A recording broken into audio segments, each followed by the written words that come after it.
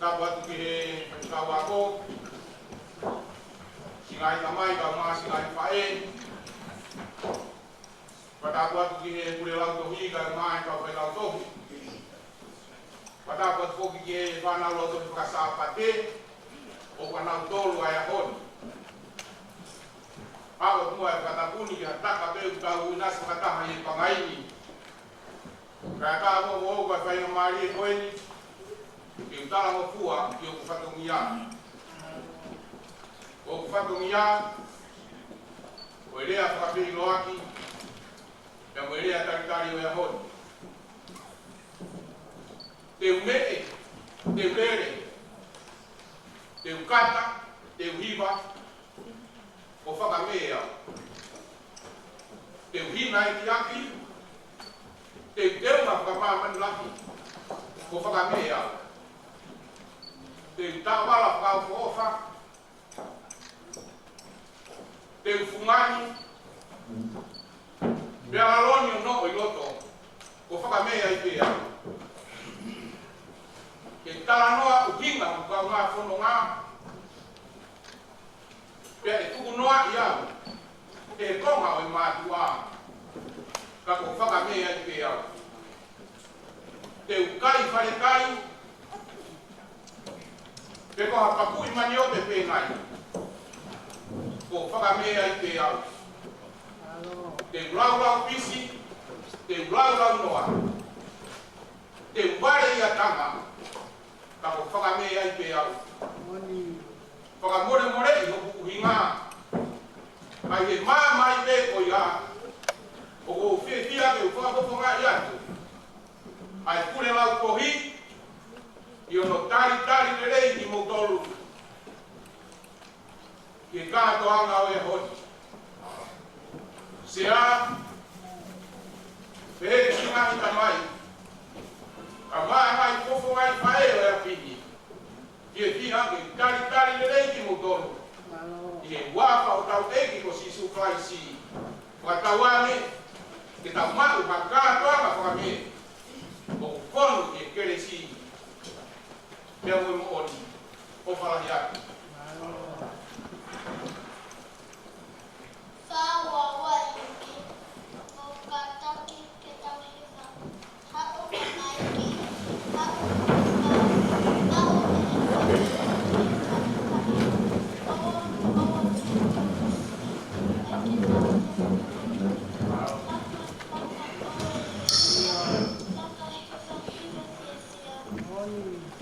Thank you.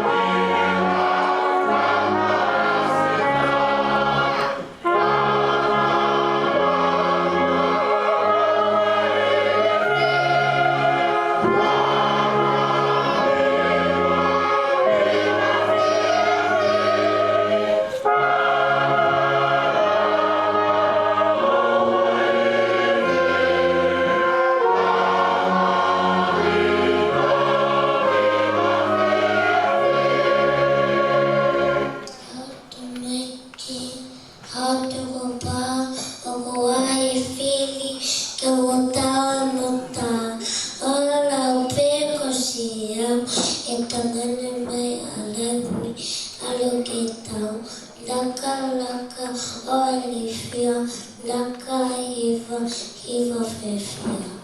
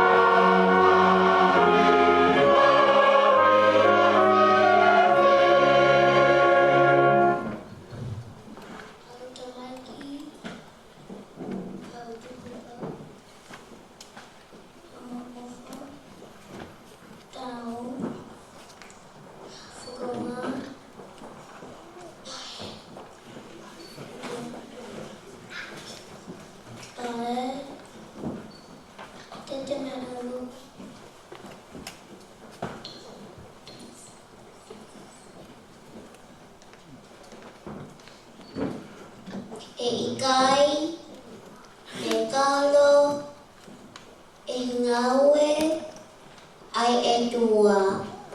Laka, laka, ole fia, laka, hiwa, fia fia.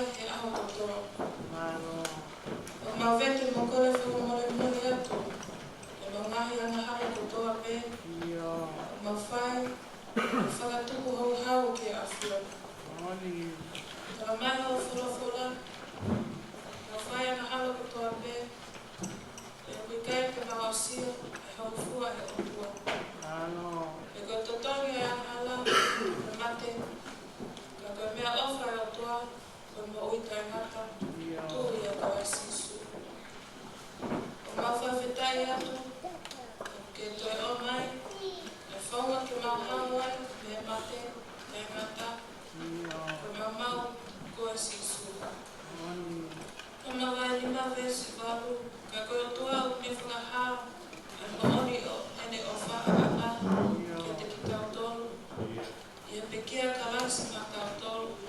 Lolotonga o tau kei ana hama. Whawhetai o tu sisu. E sisu ke moana e ofa ki a tau ki mala. Ko hai lawa ke wakili. Ko koe pete o ofa ai. E loto mai atamai. I taimi mo i tāmiti. E o tua ke awhioi mai. Le leipe e whawhetau. Mono family. Whawhetau anko mono family. Le leipe e omo se tua tau. Mono omo family. E hei ke sasi mono kotoa. Ho mai o la marie. Ke mauiwi. Ke maukeite tu o whakamooni. Malama i ho gospeli. E wheitu kotoa pēta mau iai. Whakaurui e whanau ki hule anga. Ki nā mau koe sisu. E kokoi, e hale, me mooni, me moui. E longa whanau nā whiau watu ki he whani. Sisu ke mawhaka ma whei koe, ke mawhanga ki loto. O toa, o mahuwhia atu, tangata eni whawhikau. Ka whatoria malanga e honi. Tataki mai ki o lama ria. Te teo i loto o siasi, whanau. Ki nā tari loto lelei hau wholofola. Ke ama ki e mamu. E o toa ku mamana tua, nā whanau e ahoni. Ko sāpate whakame, whao whare mai o lama ria maani oni, ia te kino tolu. Ia no tataki ai kospeli. Ia mangai le soni whakame, e ahoni. E nau whakamaoni, ko koia sisu, ai hala ki mo uitangata. E koe kia e mau kawe, ko whakawe hangai lau maale ma au sisu, ia kule anga. Eki, ko mau maui pe, mau whanau, whakamaui mai na whakaki loto sisu, ki no ilo i koe. E koe o me mau e alo, o me mau e maui. E koe o pikai te na mau e alo, o pikai te na mau e maui. Sisu hapai atu e toinga kua kalama, e whanau ki a whiona. Tataki mai, e heki e malanga o e ahoni. Ule lau tohi e, me kauwhai lau tohi. Ko hapai haki e whanau e ahoni. Ke tataki mai o la maari e maari oni. E le soni whakameo e ahoni. Ko le ngahi meani, e Sisu Christ o mau eki.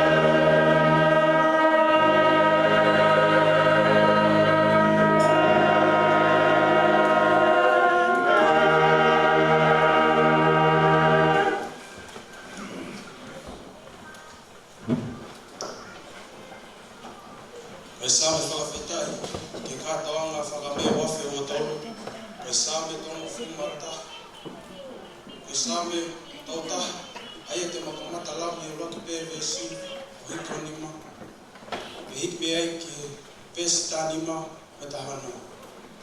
Sa me tauta, peso loaki ke nima, ke hik me ai ke pesi tānima me tahana.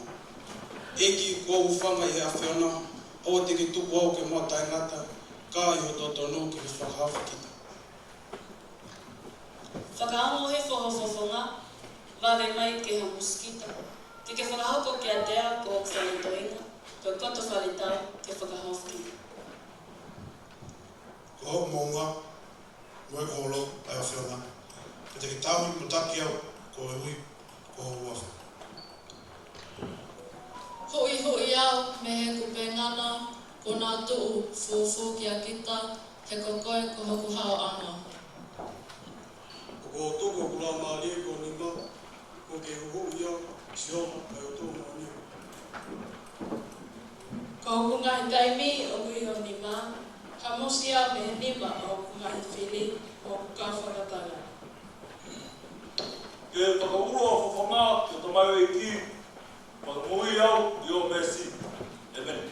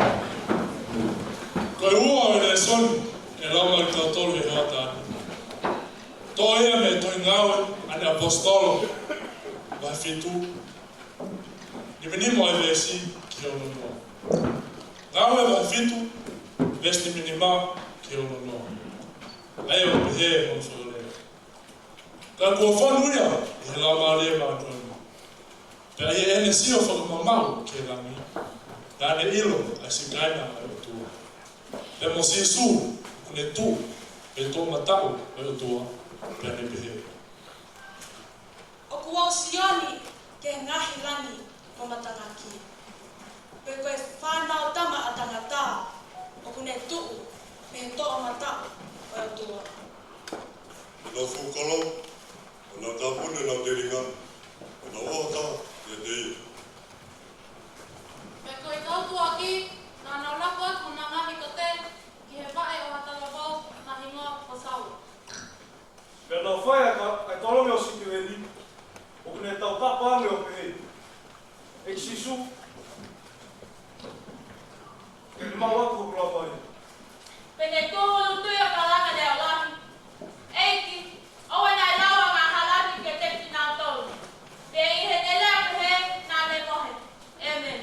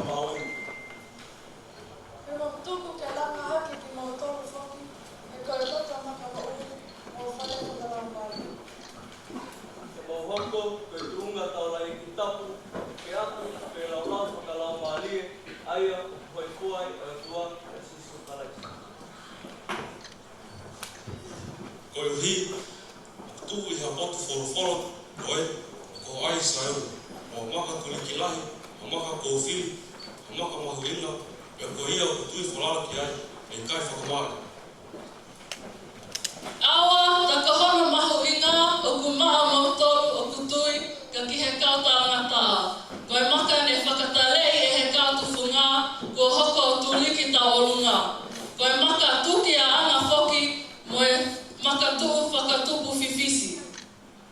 Ai whahinga, nā umu, I nā tangata a, ki e wholawhala, ai a whoki, nā e tutuuni, ki nā tolu ki ai. Ko ki moto kai hawhiri, ko tunga talek whakatui, ko kakaita, ko whahinga mane mea tonu, ko hia ko maunganga ka ngahne lea nea whio. A ia, nā niui mai ki moto me puuri ki e mama whakaofo ana. A ki moto la ta kakai mani, ko kakai o tua. Ka kakai nei kei whai ha meski ai. Ka koeni, ku mau mes. Ka ngata anga ia le son no tolu e pongpongi. Amen.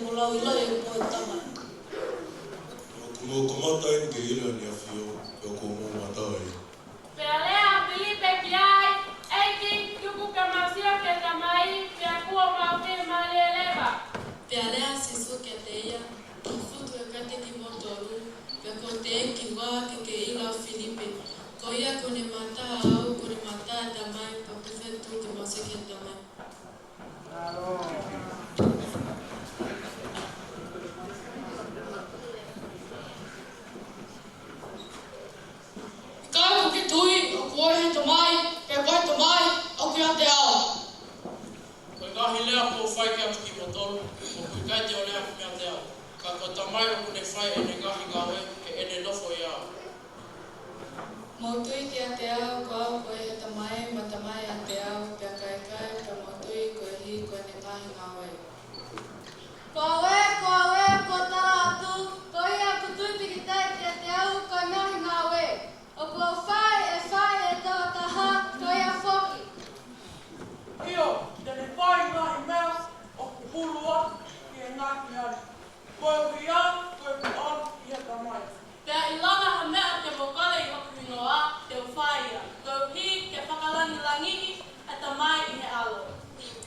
Neo pegoe ha me te mokul matau yo kunwa te faio. Nga tanga ya tau. Esoni ki pom pom ni.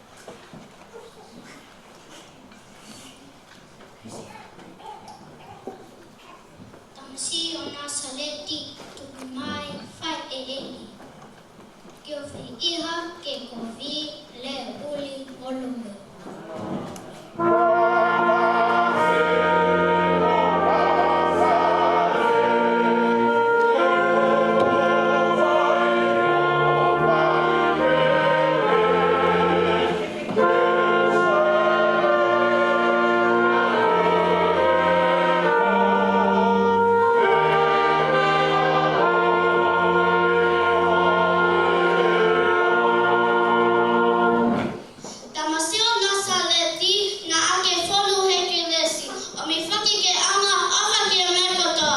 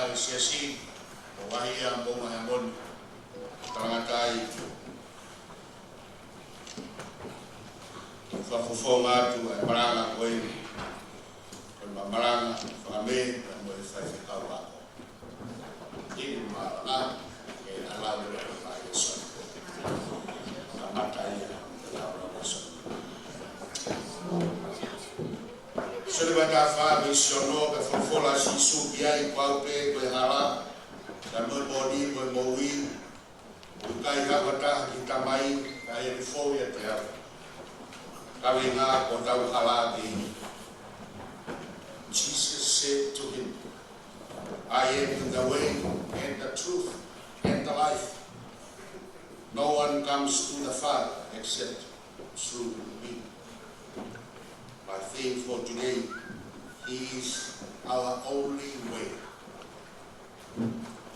When Jesus said that He is the way, the truth, and the life, He tells us where we are going, and how to get there. Unlike our smartphones GPS that need data and connection to get us going,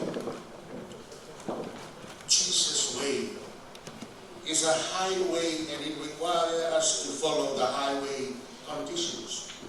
It is to love God and love others. Be kind to one another. Once you do that, you'll be able to get the ultimate unconditional connection with Jesus. Like a tunnel through Him. It comforts you. It inspires you. Your heart, and you won't be afraid. This morning, as you read the text, Jesus said, believe in God, believe also in Him. He is pointing to a way a home. Not an earthly home, but a heavenly home. He is telling us there are tough times ahead. But don't be afraid. In His way, we will face every obstacle. In Jesus' way, we will always face every opportunity. Jesus' way is the only way to get life abundantly. Talu di kamatanga, boyaya forofola, oko a forofola o kakano, o ne whatongia aki hono whakairo ai hala.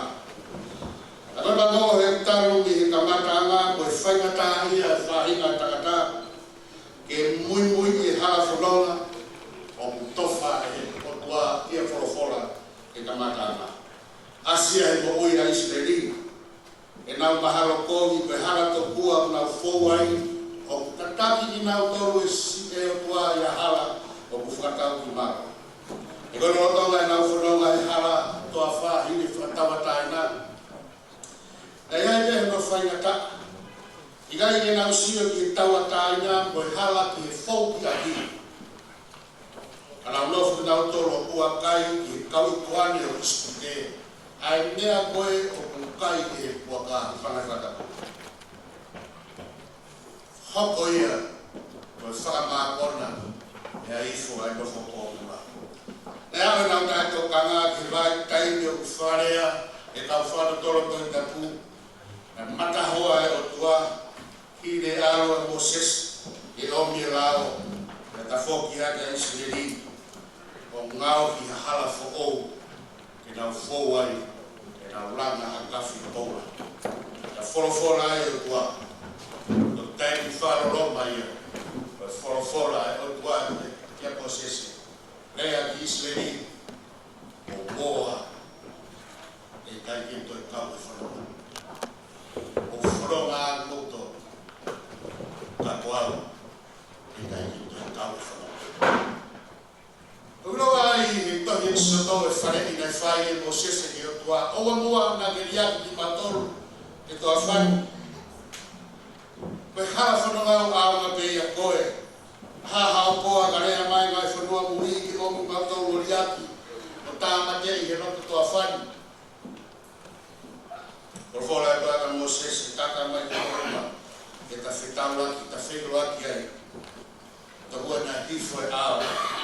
E matafi atu kuria au mamata aku a Moses o tua au sinta ka whau mai. Mui mai kau taki e whanonga e koe hala whanongani o au mapei e tea taru ni he kamata anga o e kupehe o wholofola au o au ai hala. Talu me ai koe mālolo a Israeli o ngoi whie mahari e koe tonga. Kai more ke mamao hanau te ilo ki he nānonga. Ka koe ngahi whaingata e hala whanonga taki he o kua. Koe misteri koe iane tau tatala ia he kolosina tau toki whanamarata. Ai ta whoki ai o kua hanga mai i e tangata me he kolosina. Ono ngahi mataka who. Ai kalauni taratala. Ai sino ko tau ia, ka tau to me ilo ai, tā ne tau mau nonga, e nā ne tau ia, koe whaingata.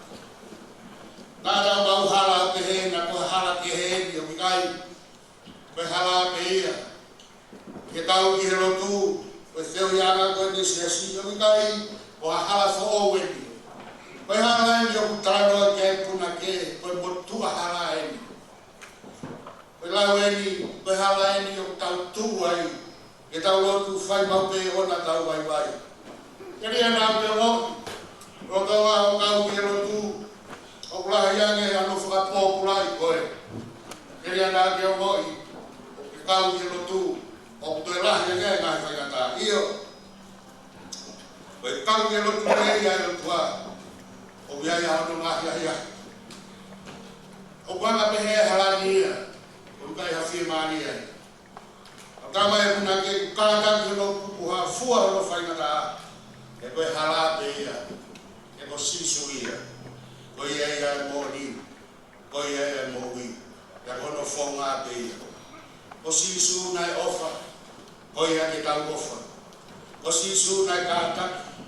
Ko ia ke tau kata. Ko sisu nai anga whamore. Ko ia ke tau whamore. Ko hafua nga shipping a moui a sisu. Ko ia ke tau whai ke he fok. Kai a taha o ikai. Fie tuia he motua hara. Ke mui o hange ko ia ko moui a sisu. Pea kohona pe ia whaui. Ta koha toki tangata pe whine ia. O ku fie nofo hopo ake. He potu e tangatana. Ta koha. Iai ki tānoa.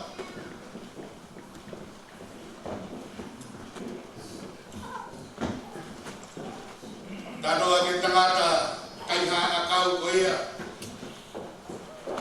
Ta toki situa mai me he tawatanga pe kia me toi tu. O tānoa ko ia ki he tangata kaiha akau me me kore ke sisu. Ta hoko ke no pureanga pe a toho ai a tarao whamona. Wai ki Talanoa, the Irish legend, hange pe hawhananga. Tapua na awa te tangata koe kai hakau, hiri wange sisu e Talaofa. Pe awa tu koe ki he wani, ki he matapa, pe utua e sangata pita. Pe tange pita ki tangata, show me your scars. Wheo ngai matakafo ki sio kiai. Tangan tama, I got 4. But both hands and both feet. Tangan pinta, kai, ko kafo ia tautea ina kai ia. Ko venga hi kafo sino. Tangan tangata kafo me ha, tangan pinta venga hi kafo sino. Ei he tau de fainata ne ke te kuki mo e hala fononga. Tangan tangata. There was no fight worth fighting for. Ane pita. Kako hae hinga hoi heni. Take hau o ha. Wa fai se kau koe i kai. O se kuata koe i kai. Wai hau rakana he se asi. I kai pita. Ane pita. Kana ke tukunga he ha. Po hau ki haki koe ni he wani. Kage kai ha. Ma toko toru koe he kolosi. Tangata i loto. Ani tanga mai. Ki maha.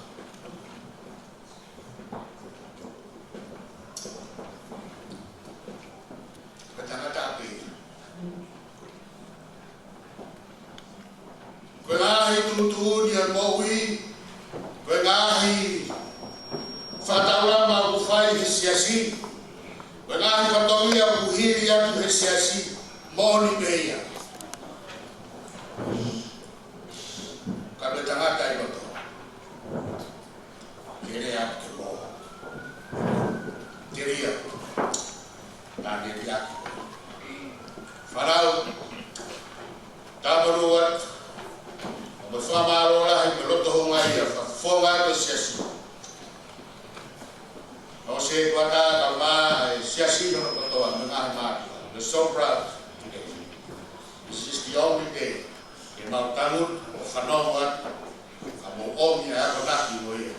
Ako naki ko ia. Wedi naki ia te mau moui. A tangata ko ia. Nai me whorofola e ahon. He is the way, the truth, and the life. Through him. Ta maruai. Ai moui tangata. O ikai. Hato e mena. Ta wau siya ia api ko ia. Taka tangata ke ko ia i bato. Sisu. Boleh dia beritahu. Tak kau memang pada kali lagi dia suami.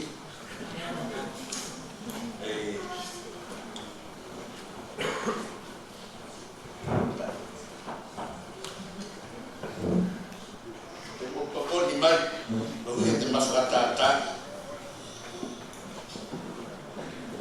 Jesus is the way to my Father's house. Jadi dia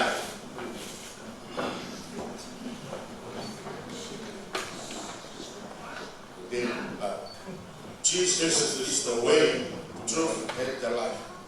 Truth and the life. Truth and the life. Jesus is the way, truth, and the life. There is joy, joy, joy, joy. Phát tổ ngài hiểu kể đây. Si su bê cười hà lá, bỏ đi bần ui, bỏ đi bần bồ ui, bỏ đi bần bồ ui. Si su bê cười hà lá, bỏ đi bần bồ ui, tao phía bao quanh thế. Jesus is the way, truth,